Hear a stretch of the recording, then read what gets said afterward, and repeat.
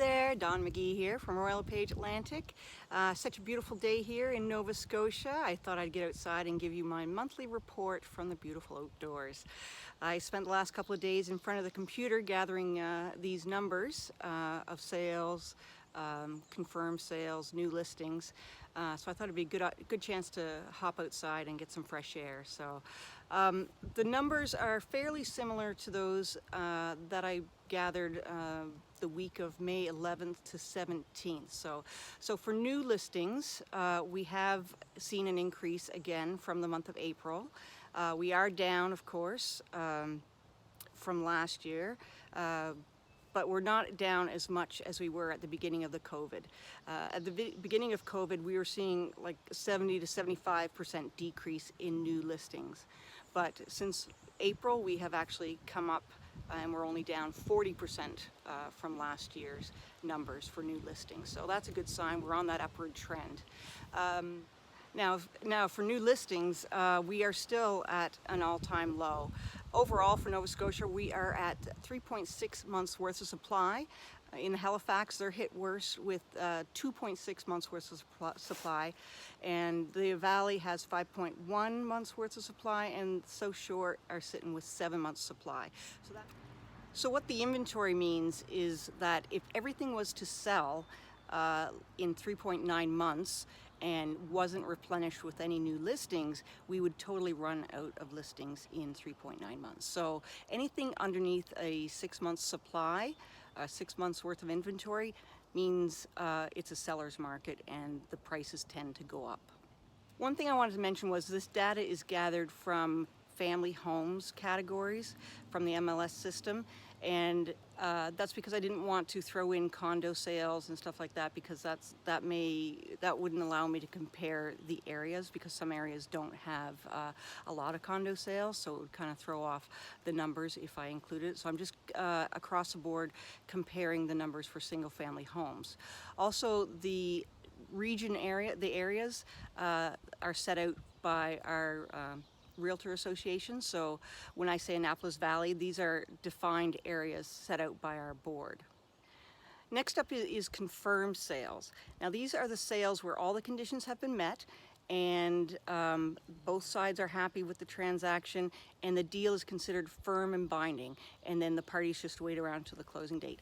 Now the reason we look at confirmed sales is because that is immediate data of what the current consumer feeling is. Because some closings may not happen for 30 days, 60 days, 6 months down the road. So looking at the confirmed sales, that is what the consumer activity is happening, going on right there.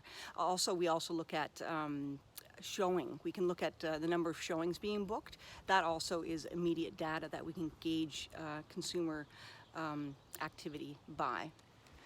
So we don't look at the sale prices for confirmed sales because the property hasn't closed, and technically it's not a closed deal until the money changes hands and the title changes hands. So we won't be able to look at the price increases until the actual transaction has closed.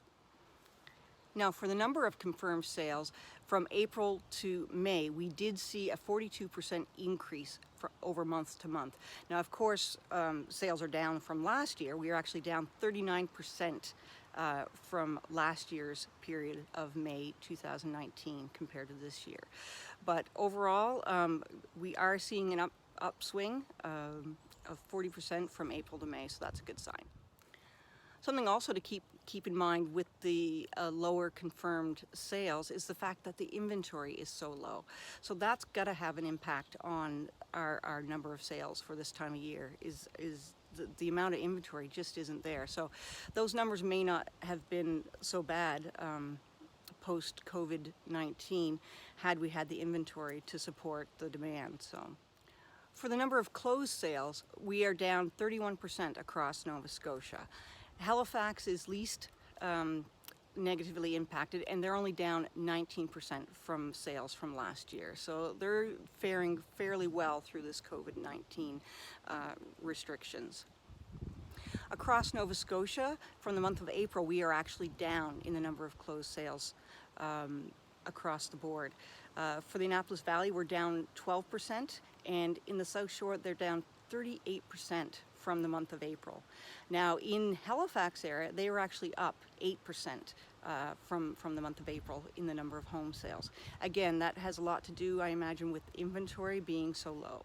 The low numbers also probably have been initiated from back in March and April, when the initial consumer cool-off happened, when the first COVID restrictions were put in place. So those deals that normally would have went through and the buyers would have been pursuing properties back in March and April, those closings would have been typically happening around this time. So that's why we're probably also seeing a big drop in sales at this point in May. So.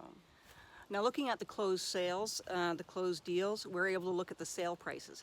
So this is where the real good news comes in. Home sale prices are up 10% in the Halifax area and 11% on the South Shore and in the Annapolis Valley. So this is good news, but I mean, that's pretty standard. When you're in a seller's market, you're going to see those home prices drive up when the inventory is low. So, but that's good news if you're thinking of selling, because you can put on, tack on another 10%. If you had a CMA done last year, you can guarantee that you're going to be able to sell it for a lot more this time around. So.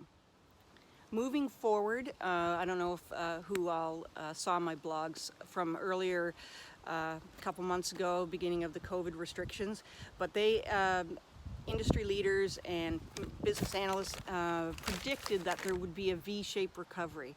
And a number of factors being the fact that we were in a seller's market, so there was demand already there. The mortgage rates were pretty solid and low and steady. And also, history always stated that post a pandemic, Black Plague, Scarlet Fever,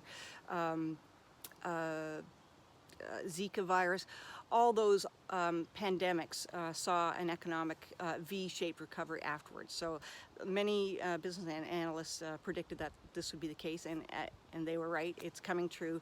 The V-sharp incline in recovery is happening as we speak. So that's why we're seeing everything being so busy in the housing market. So. Moving forward, it really is going to be the housing market that pulls us out of this COVID economic slump here. That along with the new construction. So those are going to be the driving forces to move us forward and get us back on track economy-wise. The only thing that could be a slight wet blanket on the whole situation is lack of inventory. We really need listings infused into the housing market. As well, workers, the construction market industry, they need skilled labor to come back to Nova Scotia and help out with the construction industry. So if we can get those two things improved and moving forward, then it will just carry the whole economy for Nova Scotia up and out of this post-COVID restriction slump. So anyways, if you're thinking of listing, I'd be more than happy to talk to you about what we're doing now to keep you safe when listing your home on the open market.